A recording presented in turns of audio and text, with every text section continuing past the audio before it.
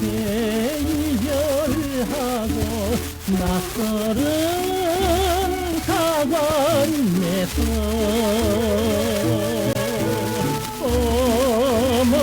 어머님의 사장가를 노래하던 그 시절이 슬픔 속에 눈물 속에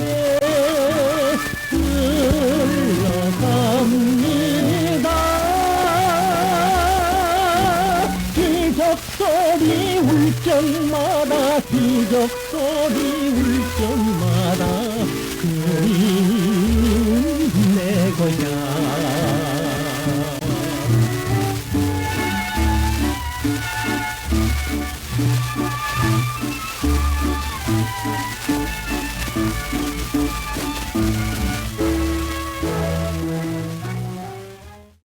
오늘 함께할 곡은 박재홍 선생의 노래 향수입니다. 고향을 그리워하고 어머니를 그리워하는 그런 내용은 한국 대중가요에서 1930년대부터 정말 숱하게 만들어진 하나의 전형이죠. 그 중에서도 아예 제목 자체를 향수로 뽑은 이 노래는 그 정서를 정말 잘 표현해낸 그런 곡으로 많은 분들의 사랑을 받아온 곡입니다. 1953년 부산 도미도 레코드에서 발매가 됐고요. 조금 낯선 이름이긴 합니다만 배석영 작사, 이재호 작곡으로 만들어졌습니다. 과거 자료가 제대로 공개되지 않았을 때에는 향수의 작사자가 과연 누구인지 좀 설왕설래가 있기도 했는데요. 보시는 것처럼 가사지도 그렇고 또 음반도 그렇고 배석영 작사라는 것이 분명합니다. 그런데 이 배석영이라는 작사자가 과연 그럼 어떤 인물인가, 누구인가, 사실 이에 대해서는 아쉽게도 알려진 바가 거의 없습니다. 현재 이 향수 외에 배석영 작사로 또 확인되는 곡은 지금 보고 계시는 애정의 블루스라는 노래 하나밖에 없습니다. 작품이 많지 않은 걸로 봐서는 전문적인 작사가는 아니었던 것으로 보이는데요. 그래도 이렇게 향수라는 노래로는 가요사에 큰 자취를 남겼으니 나름 성공한 작사가였다고도 볼 수 있을 것 같습니다. 배석영이라는 인물이 전문적인 작사가는 아니었다는 점을 알 수 있는 또 하나 자료가 있습니다. 아마도 음반이 나온 직후 1953년에 간행된 것으로 보이는 노래책인데요. 여기에는 이 향수를 배석영이 작사하고 솔로현이 보필했다고 또 적혀 있기도 합니다. 솔로현, 즉 솔로원 선생은 이 1953년 당시 이재호 선생과 호흡을 맞춰서 가사를 많이 썼던 분이죠.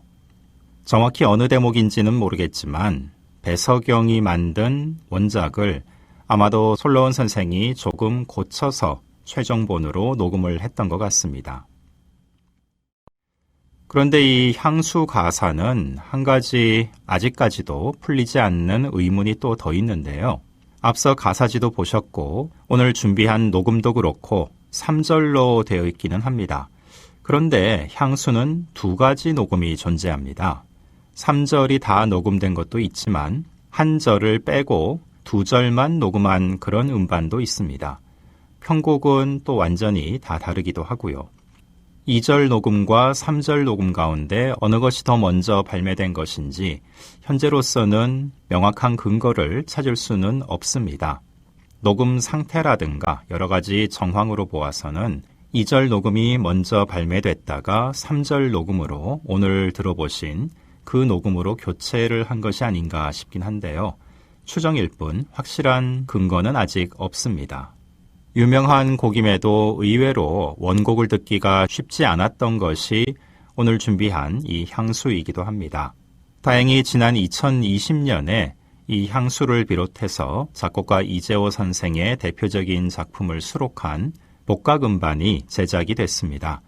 그래서 향수 3절까지 녹음된 전곡을 초판 그대로 들을 수 있긴 한데요.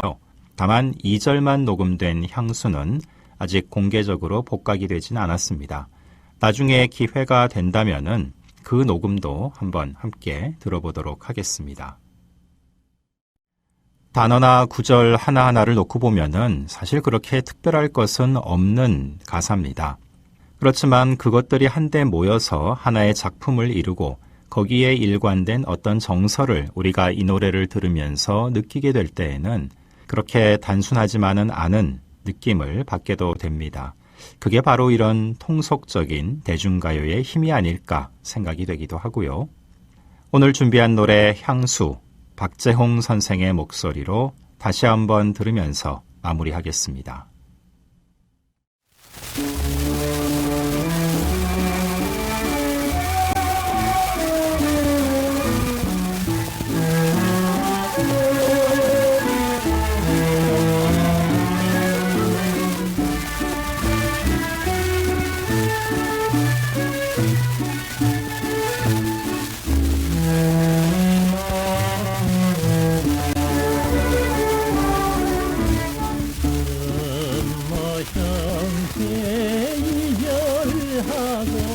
낯설은 가관에서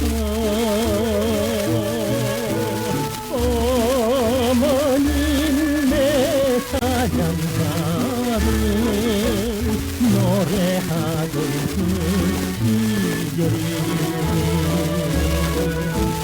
슬픔 속에 눈물 속에 흘러갑니다. 기적소리 울 적마다 기적소리 울 적마다 그리운 내 고향.